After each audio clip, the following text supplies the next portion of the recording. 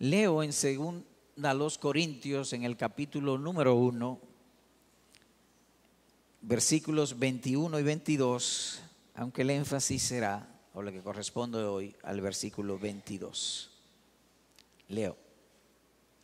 Ahora bien, el que nos confirma con vosotros en Cristo y el que nos ungió es Dios,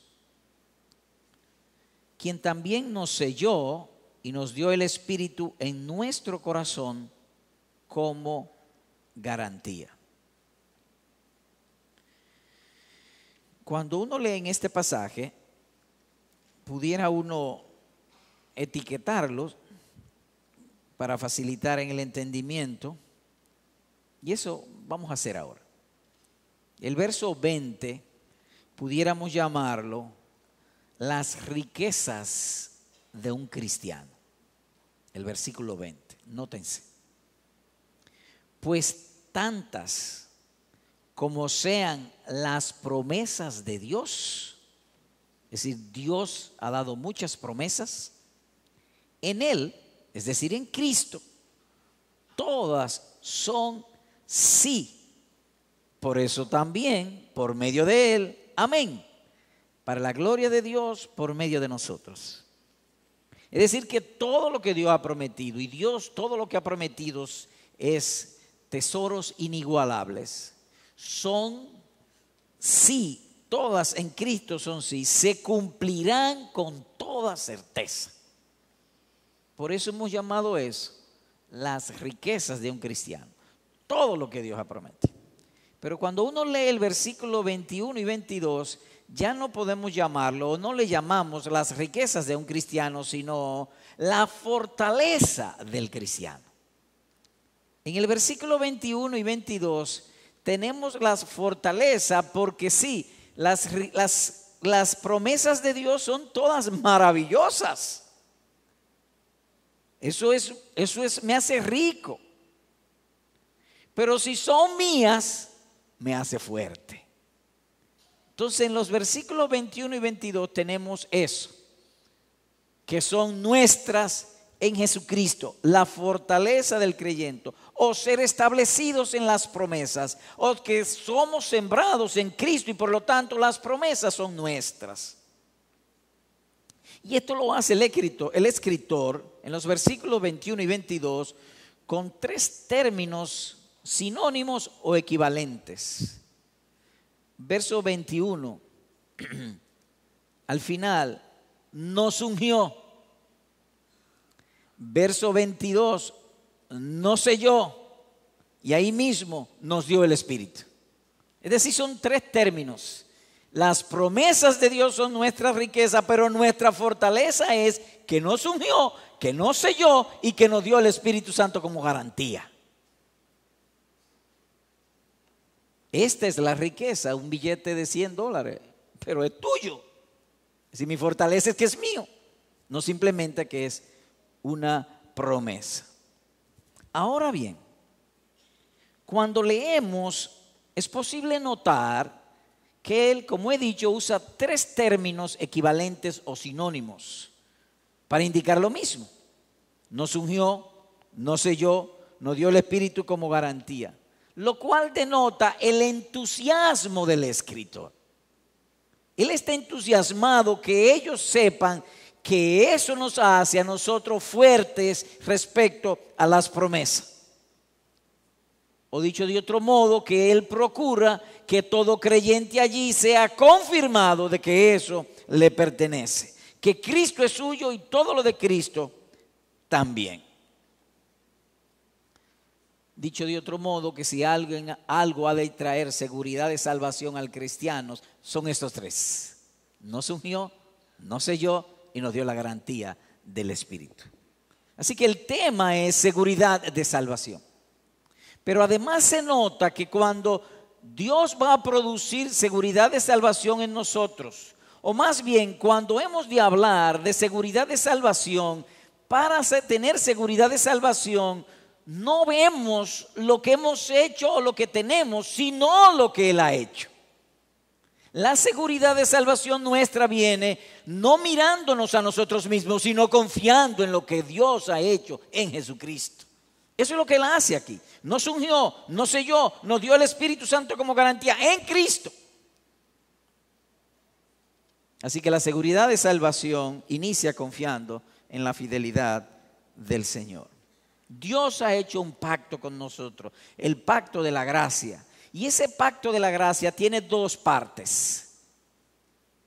La parte de Dios y la parte nuestra. Y Dios se ha hecho responsable de las dos. Él hizo la suya y hace también la nuestra. Él nos ungió, Él nos sella y nos da la garantía del Espíritu Santo. Y la manera en que lo trata, notamos además la condescendencia divina. Él habla como si fuera un hombre hablando con otro acerca de un negocio. Habla de garantía. Es decir, como si yo fuera, te garantizo. Dios diciéndonos a nosotros, te garantizo que eso es tuyo. La gloria es tuya, la felicidad es tuya. No más muerte, no verá muerte. Todo es tuyo. Habla como un hombre hablaría con su prójimo. Definitivamente es hermosísimo este pasaje. Quiera Dios atender nuestras oraciones y concedernos transmitir el espíritu del apóstol a nuestros corazones. Muy bien. En el versículo 22, que es nuestro enfoque, se ven dos partes. Primero, una distinción.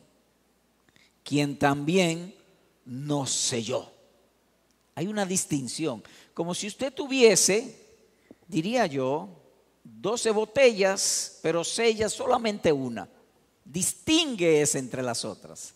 Y el apóstol notamos, dice también eso, también nos selló. Pero hay otra parte en el versículo, un anticipo. Nos dio el Espíritu en nuestros corazones como garantía. Así que hay una distinción y también un anticipo. Y así hablaremos de eso en esta mañana. Primero, una distinción de honor e imagen.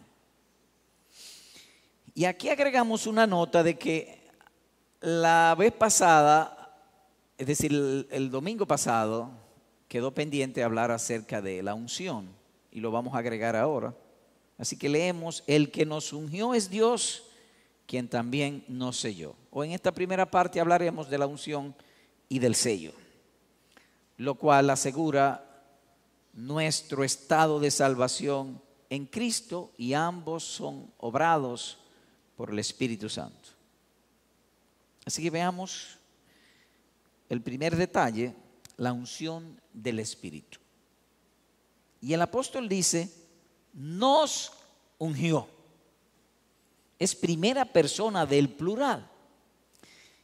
Y enfatizamos nos, que incluye a Pablo, a Silvano, a Timoteo y a los corintios. A todos los incluye. Y lo hacemos porque a menudo hemos oído eventos religiosos para dar unción. O que hay ciertos hombres que están ungidos y otros no. O creyentes ungidos y otros creyentes que necesitan la unción. Pero este texto dice que si usted es cristiano, usted está ungido. Dice, nos ungió. Y a los débiles corintios están incluidos junto con el gran apóstol Pablo. Todos los creyentes, si un hombre o mujer es un verdadero cristiano, Dios le ungió. No quepa la menor duda de eso.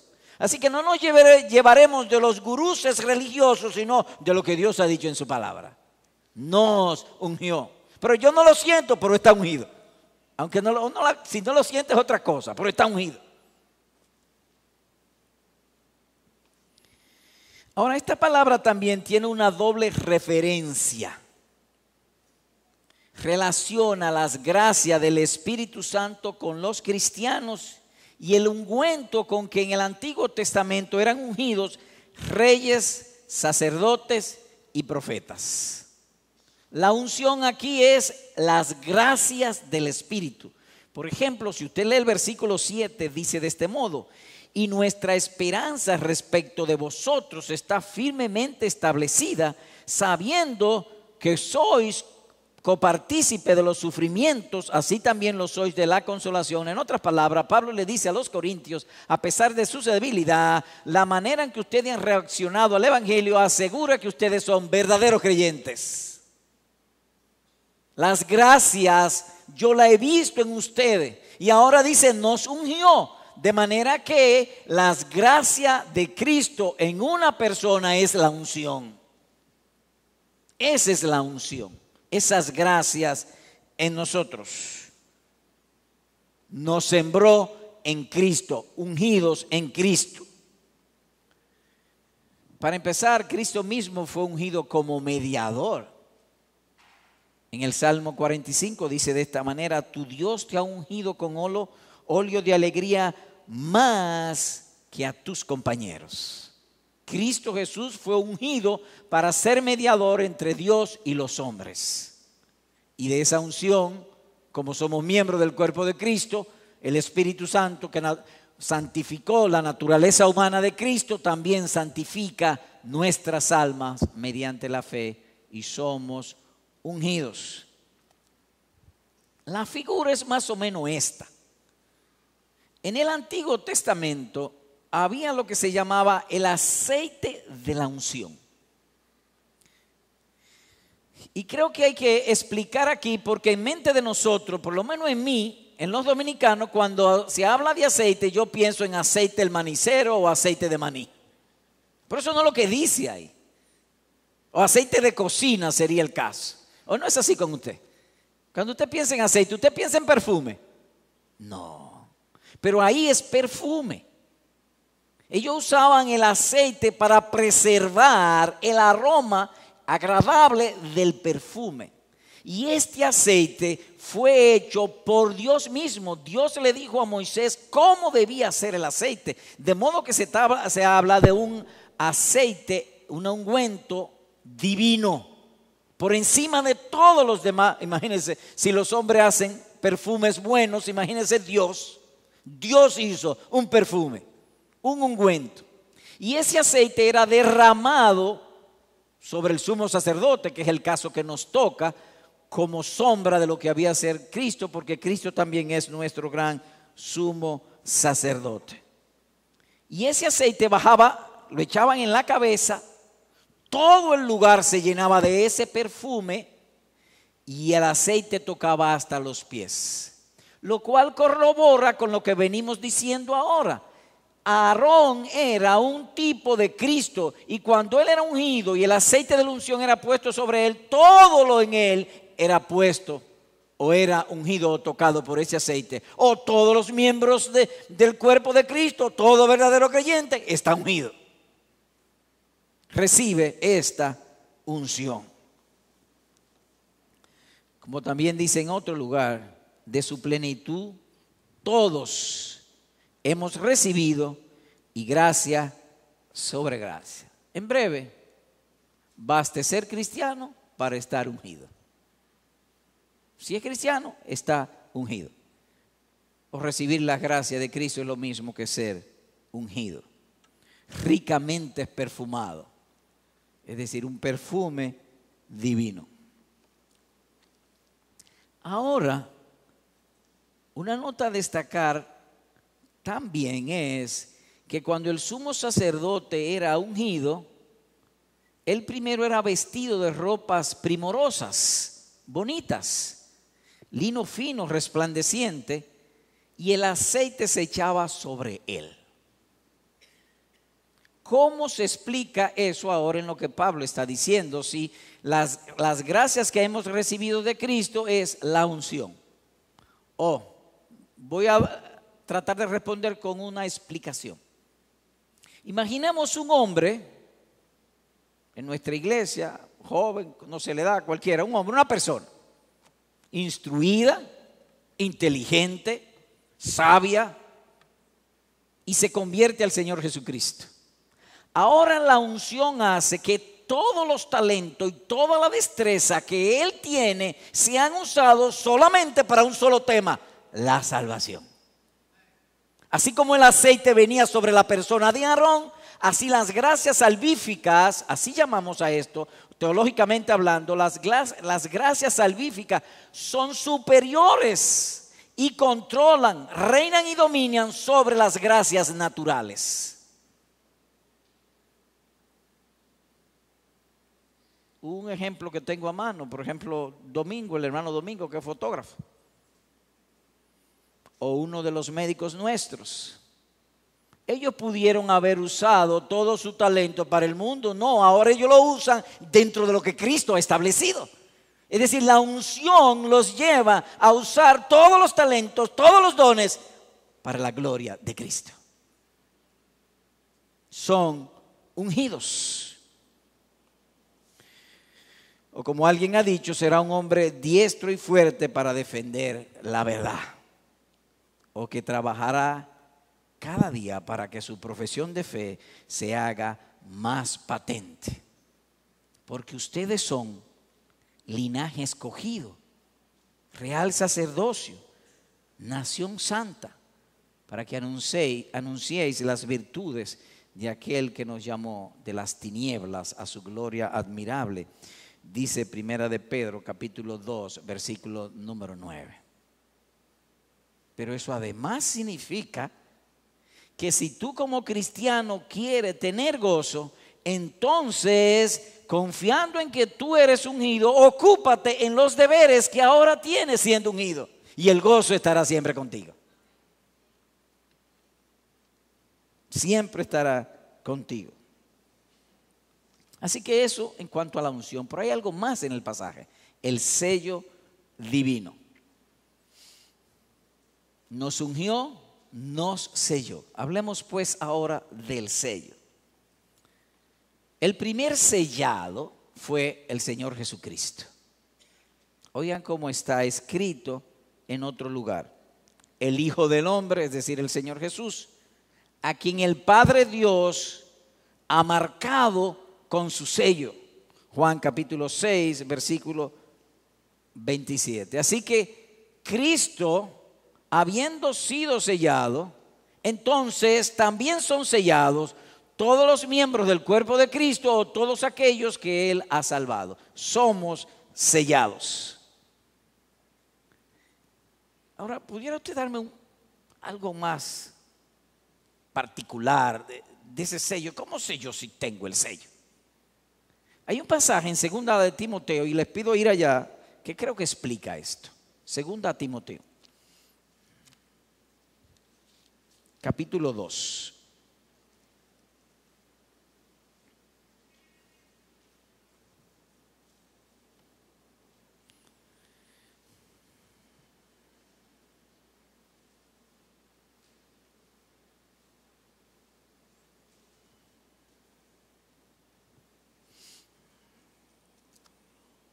Leo el verso 19.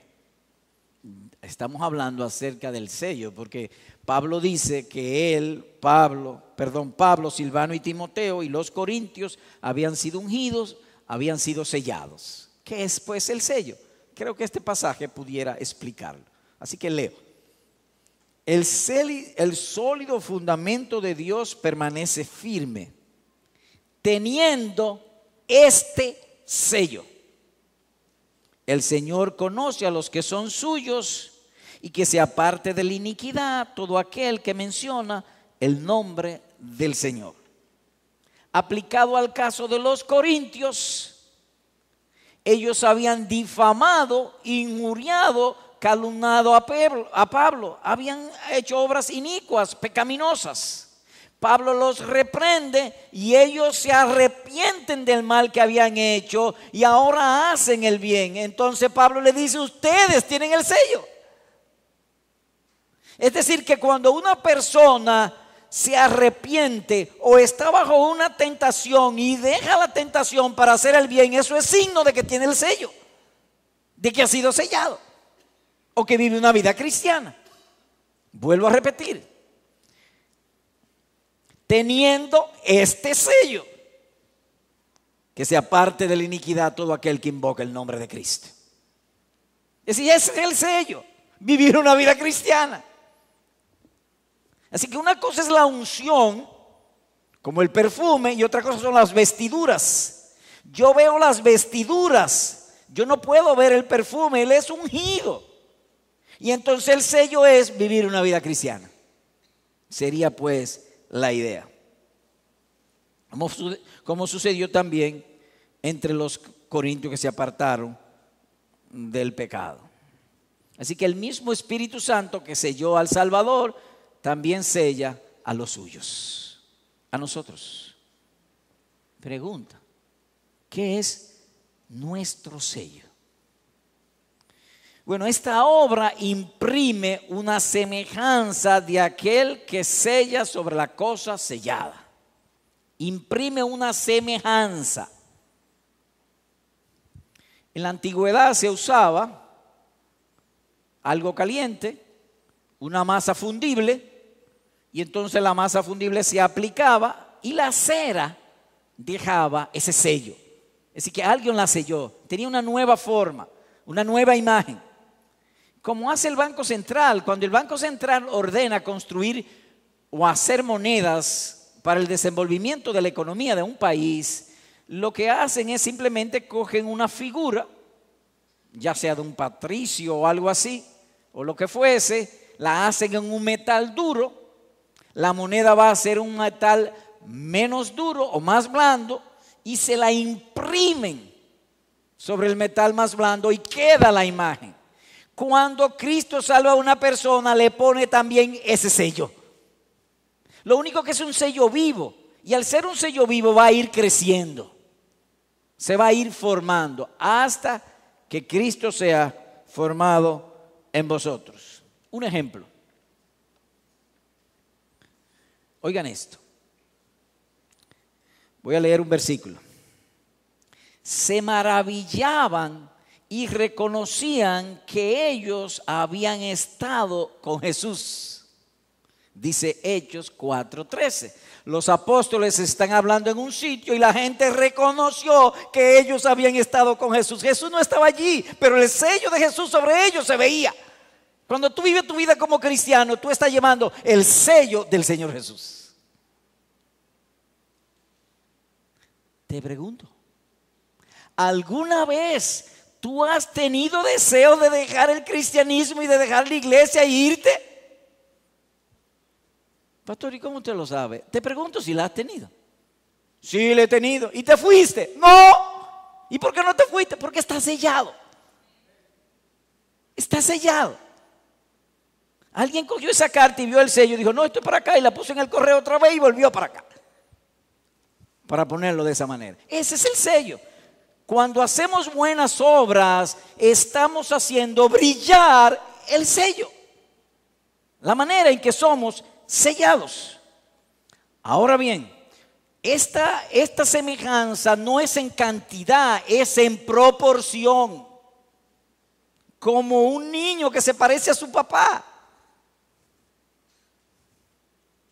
¿Recuerdan ustedes la historia de aquel hermano que tenía un niño que no crecía? Y lo llevaron a la mamá, lo llevó al médico. Y entonces, que mire que el niño yo le doy comida y que no crece, y le doy aperitivo y no crece. Y entonces el médico hizo una pregunta muy sabia. ¿Y cómo es el papá? Ese era yo. Había una semejanza. Así son los hijos de Dios con Dios. Hay un sello. Desde el mismo momento que te convertiste, fuiste sellado. Se inició en ti eso. Los afectos del Redentor Jesucristo están puestos en los verdaderos creyentes. Ellos aborrecen lo que Cristo aborrece. Ellos aman lo que Cristo aman. Ellos se deleitan en lo que Cristo se deleita. Hay pues una proporción entre ellos por aquello del sello. Todos los verdaderos creyentes en algún grado son humildes. Si no hubiesen sido humildes, nunca se arrepienten. Ellos fueron humildes, fueron convencidos de pecado y dijeron, sí, Señor, es como tú dices, tú eres la verdad, y procedieron al arrepentimiento. Eso es humildad. Así que la humildad que hubo en Cristo en alguna medida está en un verdadero creyente. Él tiene además la ambición de expresar al Señor Jesucristo. Uno de los versículos que leíamos esa mañana en la lectura consecutiva dice de este modo. Conceptualmente es el sello. A los que de antemano conoció, también los predestinó a ser hechos conforme a la imagen de su Hijo. Romanos 8:29. O está hablando acerca del sello o la imagen del sello. Hay un pasaje en las Escrituras, en la vida del rey David, que lo vamos a ver porque entendemos, pudiera abonar la idea de cómo hacer ese sello cada vez más visible y traer a nosotros seguridad. Así que les invito por favor a ir al Salmo 119 y el verso 98.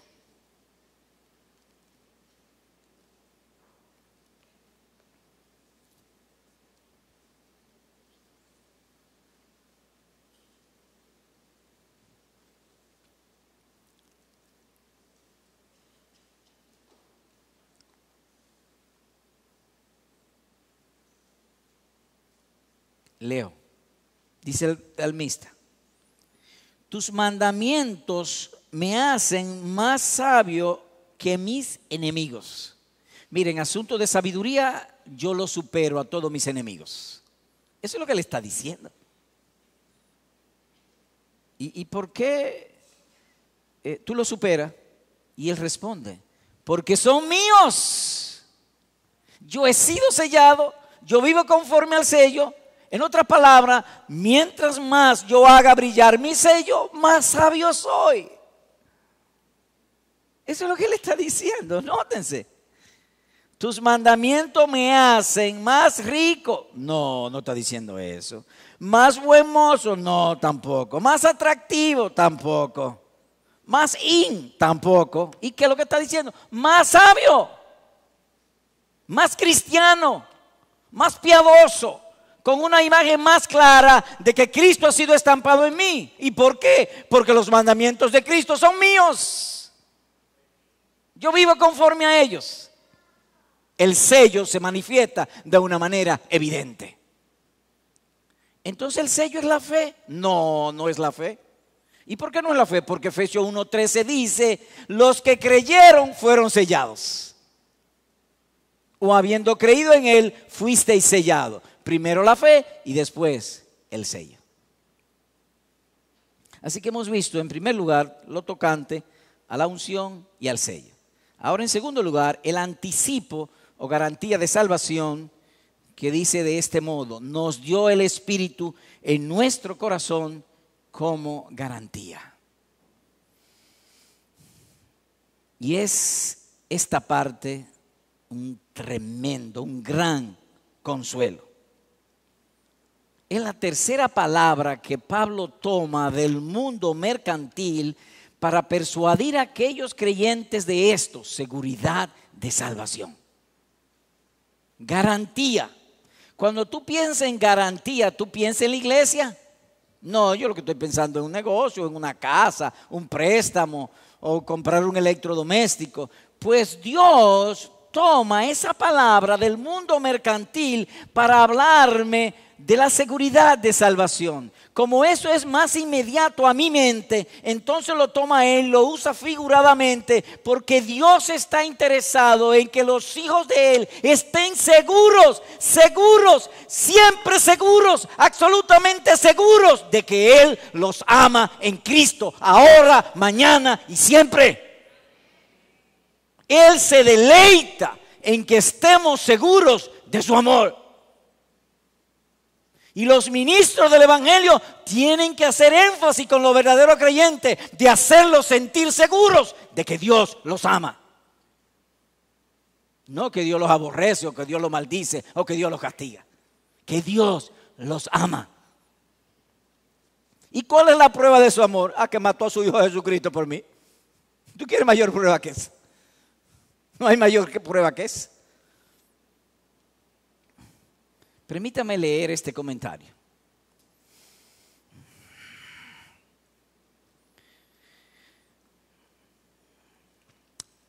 nos ungió, nos selló, nos dio el Espíritu Santo como garantía.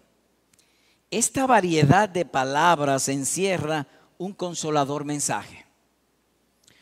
O que debido a la gran dosis de incredulidad que hay en el pecho de los verdaderos creyentes, el Espíritu de Dios se empeña en usar muchas palabras y de este modo fijar seguridad de salvación en sus almas. Es una maravillosa condescendencia, ya que nuestra inclinación mental es creer las dudas y temores, pero no confiar en la certeza de la verdad y promesa de Dios. Termina el comentario. Tú sabes que fulano parece que está enamorado de Mengana. ¿Y por qué? Porque le habla mucho. Y eso es lo que Dios hace aquí. Está enamorado. Habla mucho. Repite 1, 2, 3 veces lo mismo. Quiere transmitir y decirnos, te amo. Maravilloso es. Es decir, que por la debilidad que hay en nosotros se empeña.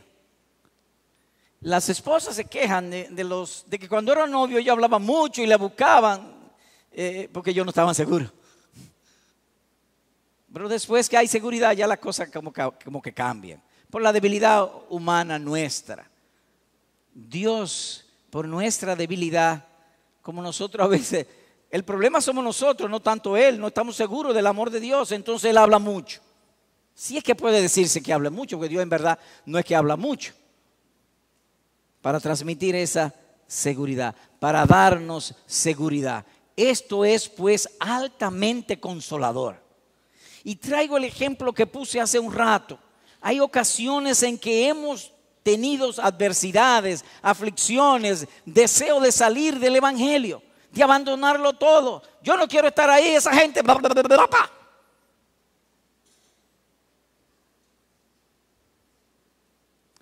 Pero viene el Espíritu Santo y nos consuela. Y el consuelo no quita el problema. El consuelo me da fortaleza para sobreponerme sobre el problema. El problema persiste. Por eso aquel que se quería ir volvió. Venció finalmente por la unción y la garantía del Espíritu aquí. Nos dio el Espíritu en nuestros corazones como garantía. Nos busca, nos predica, nos da la fe, nos establece, nos unge, nos sella y después de todo eso me da una garantía.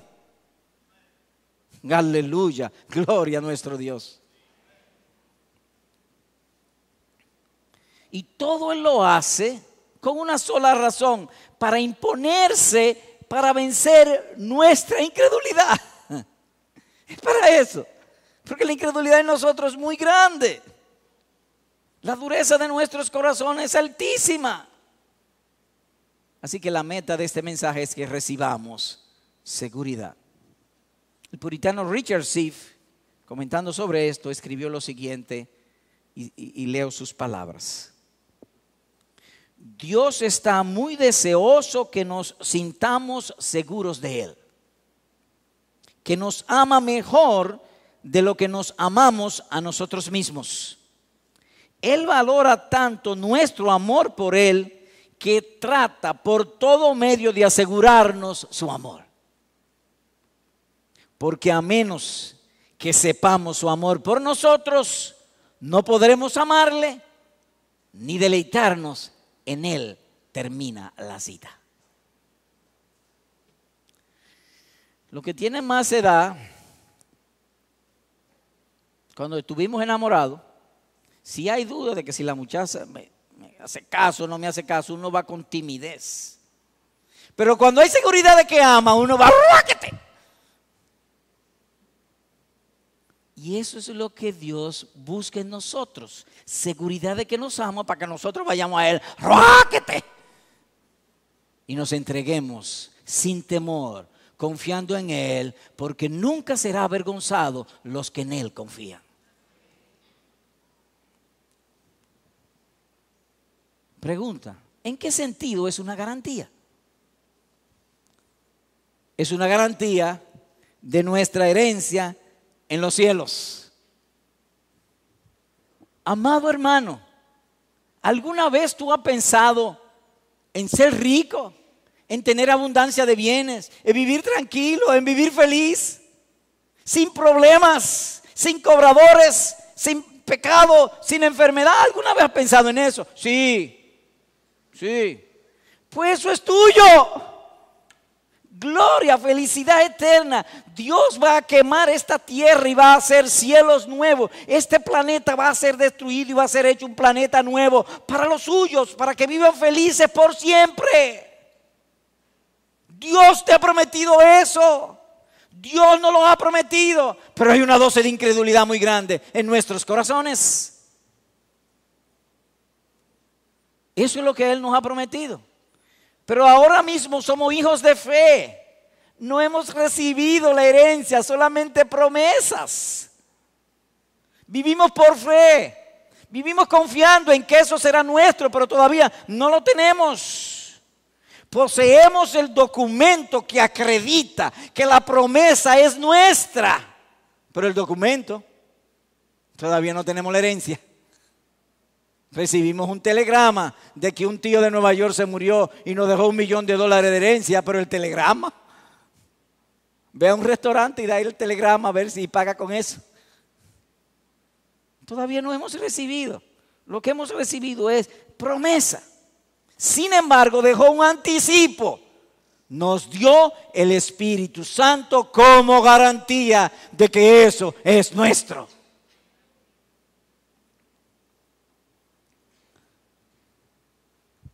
Todo es nuestro, pero no todo Él lo ha dejado para allá. Aquí nos has dado algo, el anticipo. Cuando uno va a la tienda a comprar un electrodoméstico, me gusta ese, me voy a llevar este reloj. Sí. ¿Cuánto cuesta? 100. Mira, pues yo te voy a dar un anticipo para asegurar el reloj. Desde que usted da el anticipo, usted está asegurando que la pieza es suya. Dios nos ha dado un anticipo para asegurarnos que el cielo es nuestro. Esa es la obra del Espíritu Santo en nuestros corazones. La garantía. El Espíritu Santo asegura salvación. Mire conmigo Romanos 8, por favor. Romanos 8.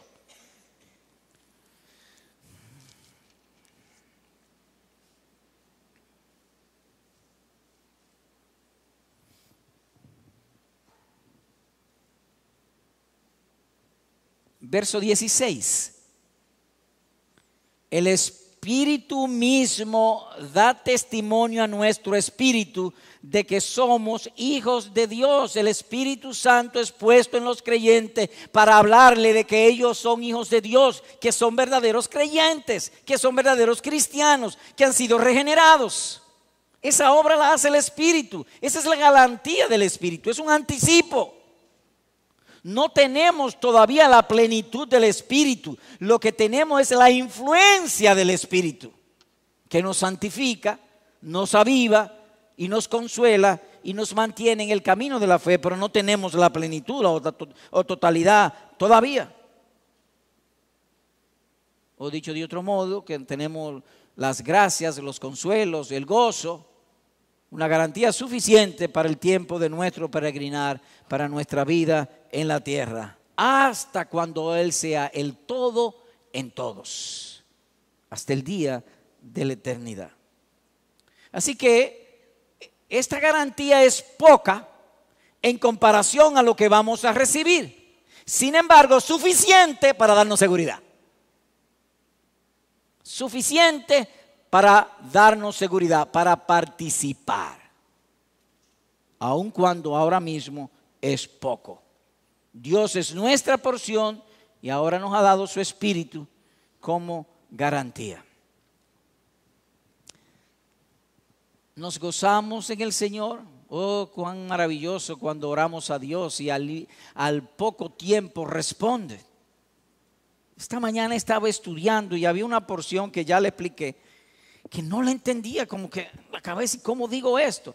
La entendía, pero no sabía cómo transmitirla, que quedase clara. Yo no sé si quedó claro. Señor, dime, háblame. Uy, no pasó 2 minutos que se me iluminó la mente. ¡Alegría!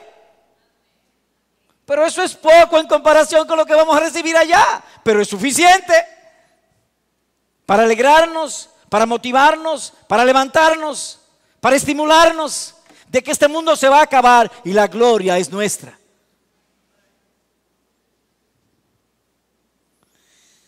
Así que ciertamente es poco, pero suficiente para darnos seguridad, para darnos deseo de lo que nos ha prometido. Ahora bien, se trata de un amor complaciente. Esto no es por Dios, es por nosotros. Es por nosotros que Él lo hace así. La palabra de Dios es operativa. Dios dijo sea la luz a las tinieblas y fue la luz. A la muerte le dijo vive y vivió. Es decir, que la promesa de Dios es suficiente o debe ser suficiente para nosotros. Sin embargo, Él nos da garantía. ¿Y por qué nos da garantía? Por la calidad de persona que nosotros somos. Olvidamos lo que debemos recordar y recordamos lo que debemos olvidar. Me es más fácil creer un chisme que creer una promesa de Dios. Creemos lo malo con facilidad y lo bueno con mucha dificultad. Entonces Dios nos da garantía por nosotros, porque Él condesciende con nuestra debilidad, de que somos débiles. Así que la garantía es como seguridad a la parte recibida, es decir, a nosotros. Como alguien ha dicho, tratando con personas débiles, desconfiadas.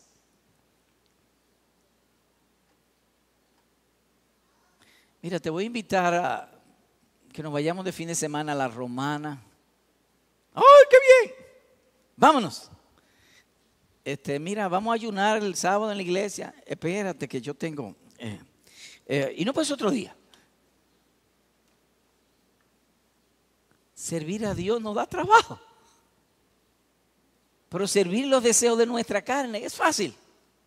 Entonces el mal está en nosotros. Y el pasaje hace conciencia de eso, hace sentido. Dios condesciende con nosotros para animarnos, para levantarnos. Oh, cuán hermoso esta porción. Nos dio el Espíritu en nuestro corazón como garantía.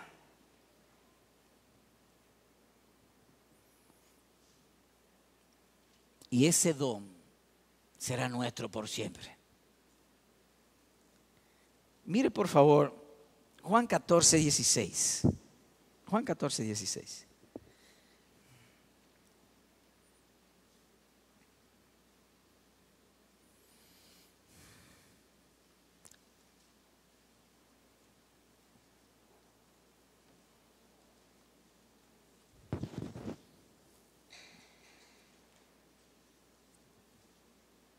Leo, dice nuestro Salvador, y yo rogaré al Padre, y Él os dará otro consolador. Hasta ahora, dice el Señor Jesús, yo he sido vuestro consolador, pero Él dará otro consolador.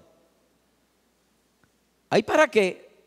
Para que esté con vosotros para siempre. El creyente es morada del Espíritu de Dios. Por siempre. Ahora en poco, pero llegará el día en que la vida de Dios, Dios mismo, estará con nosotros de manera plena, total, en nuestra eterna felicidad. Así que el pasaje habla de certeza, de seguridad.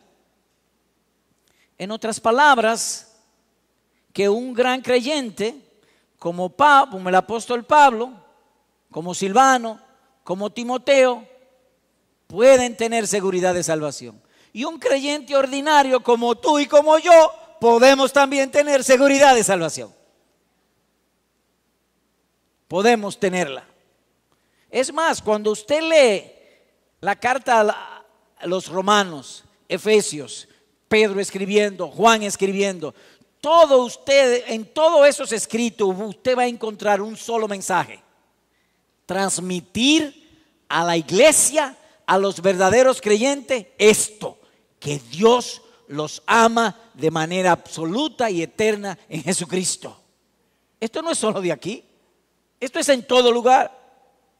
Como se leía en esta mañana, Romanos 8, 28 al 39. Ninguna cosa creada nos podrá separar del amor de Dios que es en Cristo Jesús, Señor nuestro. Ahora yo te pregunto, ¿qué tú eres? Bueno, pues yo soy una criatura. Pues un verdadero creyente no se puede ir del amor de Dios en Cristo, ni que Él quiera, porque Él es una criatura, ninguna cosa creada. Tengo en mi mano derecha un llavero. Es mío, lo compré. Si quiero lo rompo, lo quemo, porque es mío. Y no hay quien me lo quite, es mío. Imagínense si yo, un hombre cualquiera, compro esto y es mío y pasa a ser mío hasta cuando yo quiera. Imagínense Dios que nos compró con la sangre de Jesucristo. Somos de Él para siempre. Ni que el llavero quiera se puede ir de mí, ni un verdadero creyente puede abandonar el cristianismo. Podrá irse por una temporada, pero no definitivamente.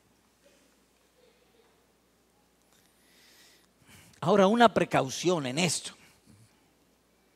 No todo el tiempo tenemos seguridad de salvación. Ser salvo es una cosa y tener la seguridad es otra. Son dos cosas diferentes. Cuando una persona se convierte, al principio él no sabe ni lo que es. Yo no sé si a usted le ha pasado, pero a mí me pasó. Yo llegué a un momento que no quería bautizarme. Yo no sabía que yo había sido comprado, pero ya estaba comprado.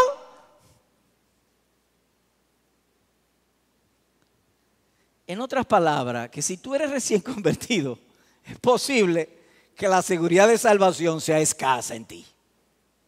Es posible. Pero va a crecer. Y aún en los muy grandes, a veces lo dudan. A veces dudan de si son cristianos o no. Hay tiempos cuando estamos siendo tentados o hemos caído en una tentación. Pregúntele a una persona que haya caído en una tentación si es verdadero cristiano. Lo más probable ni responda, por lo vergonzoso que sería responder. Pero él no es cristiano, sí lo es. No tiene la seguridad, pero lo es. Cuando Jacob estuvo en Betel, Dios estuvo con él toda la noche y al otro día dice, pero Dios estuvo aquí. Pero él no lo sabía, pero estuvo. Si una persona puede tener seguridad de salvación y no saberlo. En la casa nuestra a veces pasa eso. Yo tengo una media color azul, qué sé yo. Es mía, la tengo en mi casa, pero yo no sé dónde está. Cuidado si se perdió. Es decir, teniéndola, no estoy seguro de tenerla. Así que hay que tener precaución con eso. ¿Qué hemos visto hoy? Bueno, vimos una salvación garantizada en dos asuntos. Primero, la distinción. Quien también nos selló, nos ungió y nos selló. Y el anticipo, nos dio el Espíritu en nuestro corazón como garantía. Tenemos un anticipo. Y nos ha dado el anticipo, como se ha dicho, por causa de nuestra debilidad, para que estemos seguros de que Dios es nuestro. Es poco en comparación, pero suficiente para dar seguridad. Aplicación. Hermano, recuerda que tu vida cristiana es como un árbol. Crece. Va creciendo. La obra de la gracia de Dios en tu alma es como cuando el sol se levanta.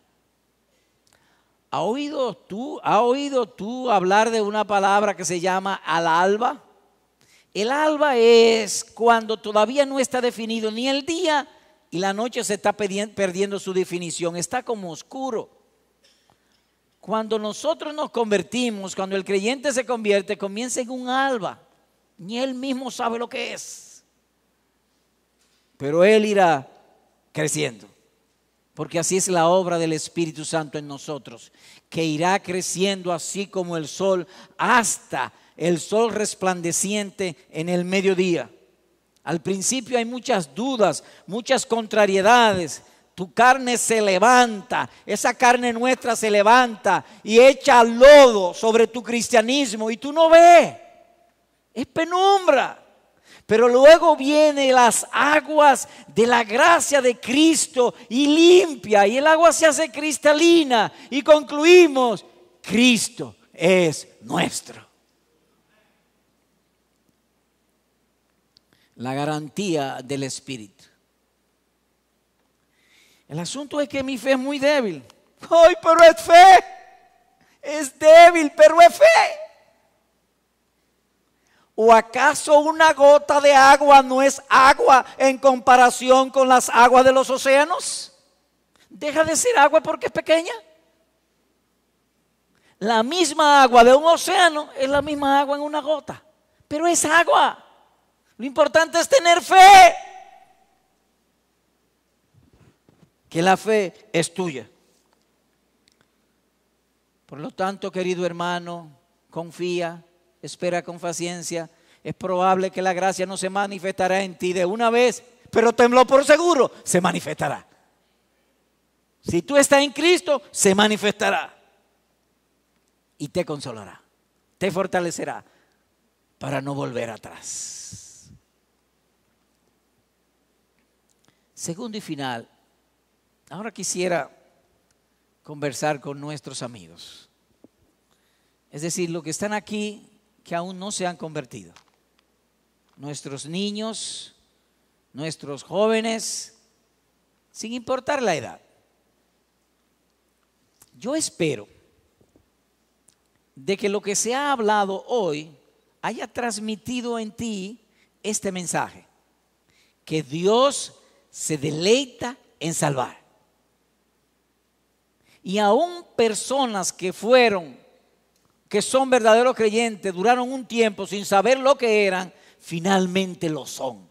Dios hace que lo sean en el sentido de que tengan seguridad, los hace crecer. Te es claro, Dios se deleita en salvar. ¿Qué cosas te deleitan a ti, querido amigo o amiga, niño o niña, o joven o adulto? ¿Qué cosas te deleitan? No sé lo que te deleite, pero a Dios le deleita el salvar.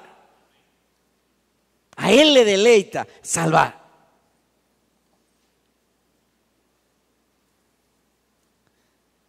Tú preguntarás, ¿y cómo aplica eso a mi vida? ¿Cómo lo aplico a mi vida? Fácil. Cristo quiere salvarte. Deja que te salve. Así de sencillo. ¿Y cómo dejo que Él me salve? Pídele que perdone tu incredulidad. Ahí sentado. Señor, perdona mi incredulidad. Sálvame. Dame un nuevo corazón. Dame eso que tú has hablado hoy. La unción, el sello y la garantía de tu Santo Espíritu. Llévame a la gloria. Así que el asunto, por así decirlo, si me permiten retóricamente hablar, depende de ti. Ahí mismo en tu asiento, no tienes que ir lejos. Dios pesa los corazones y Él conoce nuestros pensamientos antes de que se formen en nosotros. Cuanto más, si ya formado, tú le pides a Él que te perdone y que te salve. Amén. Oramos.